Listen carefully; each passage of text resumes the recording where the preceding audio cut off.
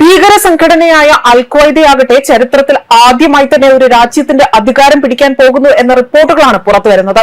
രാഷ്ട്രീയ നിരീക്ഷകർ നൽകിയ മുന്നറിയിപ്പിലാണ് ആഫ്രിക്കൻ രാജ്യമായ മാലിയിലാണ് അൽ ഖ്വയ്ദയുടെ അനുചാരർ എന്ന് വിളിക്കപ്പെടുന്ന ആ ഒരു ഭീകര സംഘടന ശക്തി പ്രാപിക്കുന്നതായി വ്യക്തമാവുന്നത്.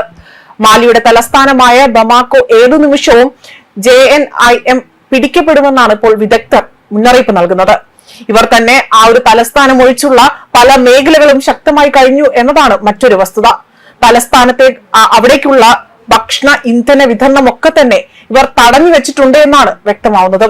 സൈനിക സർക്കാർ ഇവരെ ചെറുക്കാതെ തന്നെ വലിയ രീതിയിൽ വലയുകയാണ് എന്നും ഈ റിപ്പോർട്ടുകൾ സൂചിപ്പിക്കുന്നു. സൈനിക ഭരണമാണ് നിലവിൽ മലായിലുള്ളത്. എന്നാൽ JNIM ആകട്ടെ അവിടെ തലസ്ഥാനം ഒഴിച്ചുള്ള പല മേഖലകളും ശക്തമായി തന്നെ അവരുടെ ഒരു അടിത്തറ തന്നെ പാകാനുള്ള ശ്രമം നടത്തുകയാണ്. തലസ്ഥാനത്തേക്കുള്ള ഭക്ഷണ ഇന്ധന വിതരണം ഒക്കെ തന്നെ ഇവർ തടഞ്ഞു വെക്കുകയും സൈനിക സർക്കാർ ഇവരെ ചെറുക്കാനുള്ള ഒരു ശക്തിയില്ലാതെ തന്നെ വലയുകയും ചെയ്യുന്നു. അവിടെ തന്നെ 6000-ഓളം പേർ ഈ ഒരു ഭീകര സംഘടനയിൽ തന്നെ അംഗങ്ങളായിട്ടുണ്ട് എന്നതാണ് മറ്റൊരു വസ്തുത.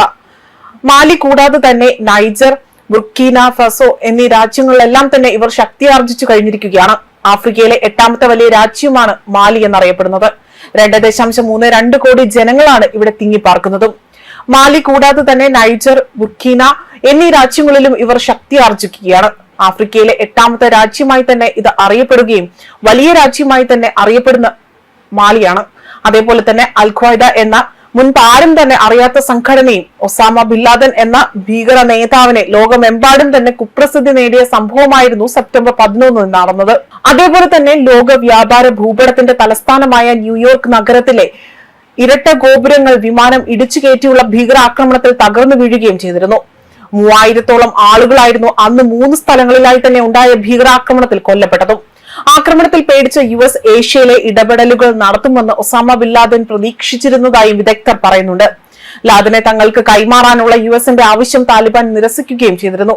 ഇതോടെ തന്നെ 2001 ഒക്ടോബർ 7 തന്നെ അമേരിക്കയ്ക്ക് വലിയൊരു തിരിച്ചടി തുടങ്ങുകയും 20 വർഷത്തോളം നീണ്ടുനിന്ന അഫ്ഗാൻ യുദ്ധത്തിന് തുടക്കമാവുകയുമാണ് ഉണ്ടായത്. അതുപോലെ തന്നെ ഡിസംബർ 6 തന്നെ താലിബാൻ ശക്തി കേന്ദ്രവും അതുപോലെ പ്രഭാവ സ്ഥലവുമായ കാണ്ഡഹാർ സമരം താലിബാനിന് വലിയ നഷ്ടമാണ് ഉണ്ടാക്കിയത്. താമസിയാതെ തന്നെ കാബൂളിലും വലിയ രീതിയിലുള്ള പ്രക്ഷോഭങ്ങൾ ഉണ്ടാകാൻ സാധ്യതയായി. 2011 പാകിസ്ഥാനിലെ അബാട്ടാബാദിലുള്ള ഒളി സങ്കേതത്തിൽ താമസിച്ചിരുന്ന ബിൻ ലാദനെ US സ്പെഷ്യൽ ഫോഴ്സ് വെടിവെച്ച് കൊലപ്പെടുത്തുകയാണ് ചെയ്തത്. ഇതിനെല്ലാം പിന്നാലെയാണ് ഇപ്പോൾ അൽ ഖ്വയ്ദ ഇത്തരത്തിൽ ഒരു രാജ്യം പിടിച്ചെടുക്കാനുള്ള ഒരു പദ്ധതിയുമായി തന്നെ മുന്നോട്ട് നീങ്ങുന്നത്. ന്യൂസ് ഡെസ്ക് കർമ്മ ന്യൂസ്.